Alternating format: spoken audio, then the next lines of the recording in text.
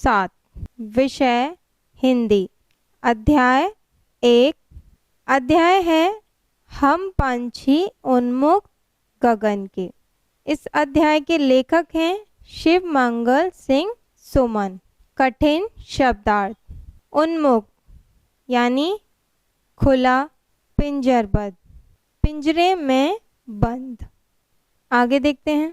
कनक तीलियां, सोने की तीलियां। नेक्स्ट। पुलकित यानी उमंग से भरे। कटुक यानी कड़वी। कनक कटोरी, सोने की कटोरी। स्वर्ण श्रृंखला, सोने की जंजीर। सुख यानी सुविधाएं। आगे। तरु वृक्ष। तारक अनार के दाने यानी तारों रूपी अनार के दाने। क्षितिज दिशा का छोर जहां धरती और आकाश मिलते हुए प्रतीत होते हैं। नेक्स्ट। होड़ा होड़ी यानी होड़। तंती यानी थम जाती। नीड घोंसला। आगे। आश्रय आधार या बैठने का स्थान।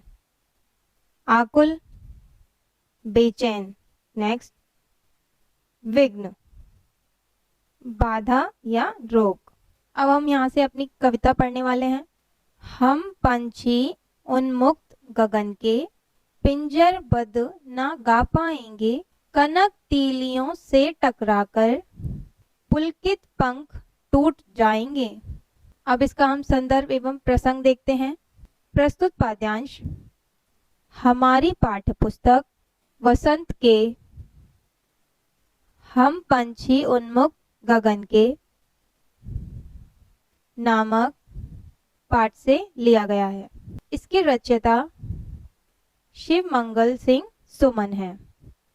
कवि ने बताया है कि सुख सुविधापूर्ण पराधीन जीवन की अपेक्षा कष्ट में स्वाधीन जीवन श्रेष्ठ है।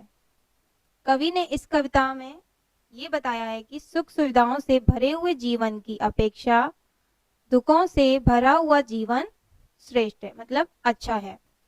इस कविता के लेखक हैं शिव मंगल सिंह सुमन। व्याख्या। कवि द्वारा पिंजरे में बंद पक्षियों के मनोभावों को इन पंक्तियों में व्यक्त किया गया है। कैसे किया गया है देखते हैं। हम पंछी उन्मुक्त गगन के। अब इसका अर्थ पढ़ने वाले हैं। हम खुले आकाश में उड़ान भरने वाले प्राणी हैं। नेक्स्ट। पिंजरबद्ध ना गा पाएंगे, यदि हमें पिंजरे में बंद करके रखोगे तो हम कभी प्रसन्नता से नहीं गा सकेंगे। पक्षी कहते हैं कि हम खुले आकाश में उड़ने वाले प्राणी हैं। यदि हमें पिंजरे में बंद करके रखोगे तो हम कभी भी खुश होकर नहीं गा सकेंगे। आगे देखते हैं। कनक तीलियों से टकराकर आकाश में उड़ान की उमंग से पूर्ण हमारे पंख पिंजरे की सोने की तीलियों से पुलकित पंख टूट जाएंगे, टकराकर घायल हो जाएंगे। पक्षी कहते हैं कि आकाश में उड़ान की उमंग से पूर्ण हमारे पंख पिंजरे की सोने की तीलियों से टकराकर घायल हो जाएंगे। यदि हम आकाश में उड़ने की इच्छा करके इस पिंजरे से निकलेंगे तो इसकी तीलियों से टकराकर हमारे पंख घायल हो जाएंगे। हम बहता जल पीने वाले मर जाएंगे भूखे प्यासे, कहीं भली है कटुक निपोरी, कनक कटोरी की मैदा से। संदर्भ एवं प्रसंग देखते हैं। प्रस्तुत पद्यांश हमारी पाठ्यपुस्तक वसंत के हम पंछी उन्मुख गगन के नामक पाठ से लिया गया है। इसके रचयिता शिव मंगल सिंह सुमन है। कवि ने यहाँ पक्षियों की इच्छा का बहुत ही सुंदर ढंग से वर्णन किया है। व्याख्या देखते हैं। हम बहता जल पीने वाले, हमको नदियों और झरनों का बहता हुआ जल सुहाता है। आगे, मर जाएंगे भूखे प्यासे, पिंजरे में बंदी होकर हम भूखे प्यासे रहकर मर जाएंगे। पक्षी क्या कह रहे हैं कि यदि हमको तो नदियों और झरनों का बहता हुआ जल ही अच्छा लगता है, और यदि हमें पिंजरे में बंद करके रखोगे तो हम उसमें ही भूखे प्यासे रहकर मर जाएंगे। आगे देखते हैं। कहीं भली है कटुक निबोरी, पराधीनता में रहकर सोने की कटोरी में मैदा से बने व्यंजन स्वीकार नहीं है।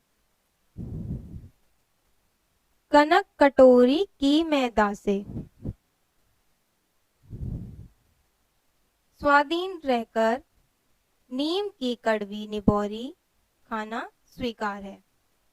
कि हमें तो पराधीनता मतलब बंधन में रहकर सोने की कटोरी में मैदा से बने व्यंजन, मैदा से बनी चीजें स्वीकार नहीं है। स्वाधीन रहकर, स्वाधीन मतलब स्वतंत्र रहकर हमें नीम की कड़वी निबोरी खाना अच्छा है। स्वर्ण श्रृंखला के बंधन में अपनी गति उड़ान सब भूलें, बस सपनों में देख रहे हैं तरु की फुनगी पर के झूले। संदर्भ एवं प्रसंग देखते हैं इस कविता का।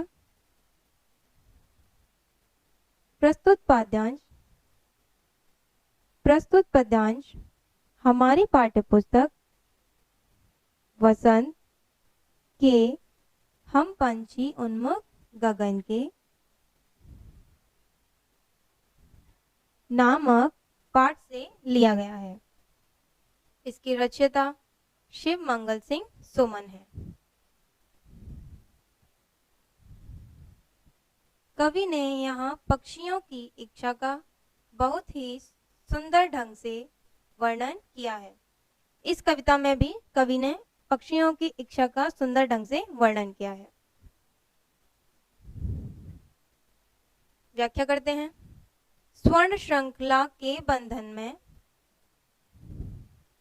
सोने की जंजीर अर्थात पराधीनता में प्राप्त सुख सुविधाओं के बंधन में पड़कर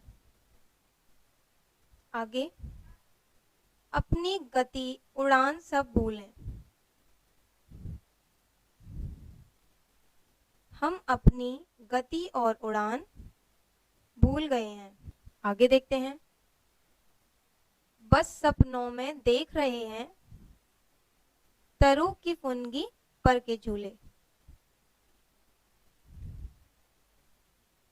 हम वृक्षों की डालियों पर बैठकर झूलने के अब केवल सपने ही देख पाते हैं।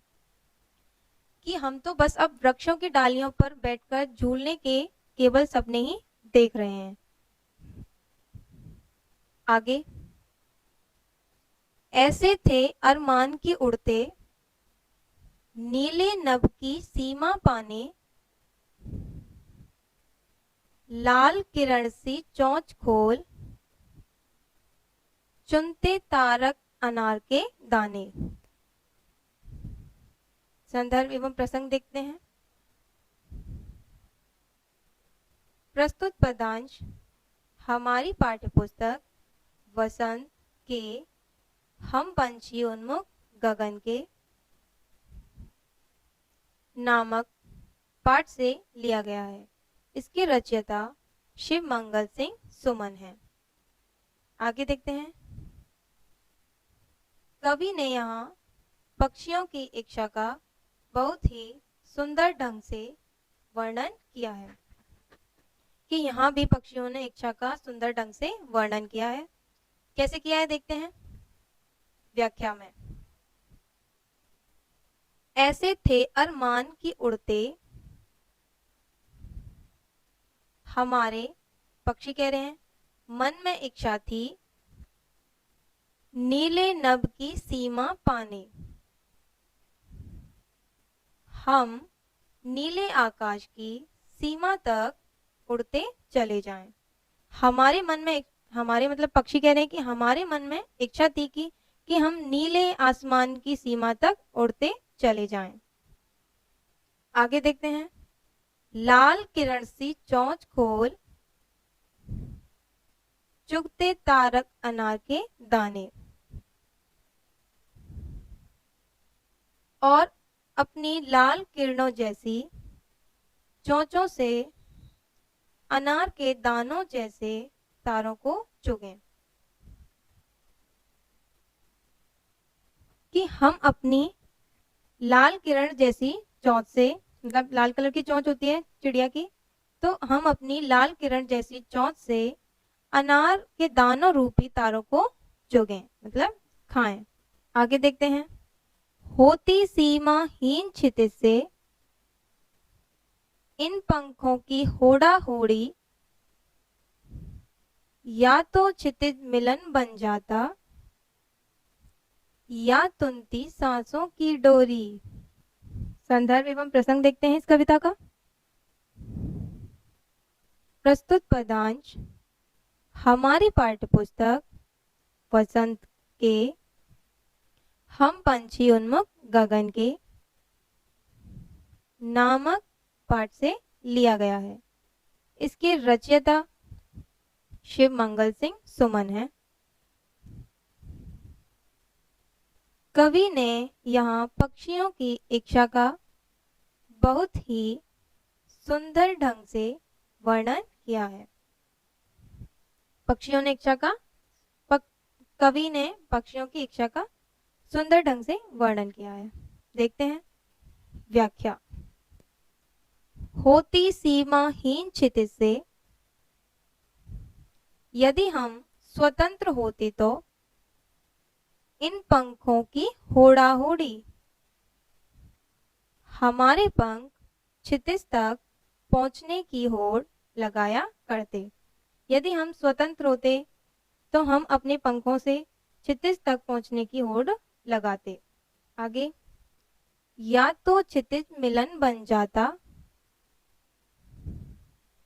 या तो हम क्षितिज तक पहुंच जाते, या तुनती सांसों की डोरी, या फिर मार्ग में ही हमारी सांसें रुक जाती। या तो हम क्षितिज, क्षितिज का मतलब होता है वह दिशा जहां आसमान और धरती मिलते हुए प्रतीत होते हैं, कि या तो हम उस दिशा तक पहुंच जाते या फिर मार्ग में ही हमारी सांसें रुक जाती और हम मर जाते। आगे देखते हैं। नीड न दो चाहे टहनी का, आश्रय छिन्न भिन्न कर डालो, लेकिन पंख दिए हैं तो आकुल उड़ान में विघ्न न डालो। संदर्भ एवं प्रसंग देखते हैं कविता का। कि प्रस्तुत पदांश हमारी पाठ्यपुस्तक वसंत के हम पंछी उन्मुख गगन के नामक पाठ से लिया गया है। इसकी रचयिता शिव मंगल सिंह सुमन है। कवि ने यहाँ पक्षियों की स्वतंत्रता को आवश्यक बताया है। कवि ने यहाँ पक्षियों की स्वतंत्रता को आवश्यक बताया है। आगे देखते हैं व्याख्या। नीड न दो चाहे टहनी का, हमें भले ही घोंसला ना मिले टहनियों पर, आश्रय छिन्न भिन्न कर डालो, बैठने का स्थान भी नष्ट कर दिया जाए। कि भले ही हमें टहनियों पर घोंसला ना मिले तो हमारे बैठने का स्थान भी नष्ट कर दिया जाए। आगे देखते हैं, लेकिन पंख दिए हैं तो, लेकिन जब हमें पंख दिए हैं तो आकुल उड़ान में विघ्न न डालो। कोई भी हमारी आकुलता से पूर्ण उड़ान में बाधा न डालो। लेकिन जब हमें पंख दिए हैं तो हमारी उड़ने की इच्छा में बाधा न डालो, हमें उड़ने से मत रोको।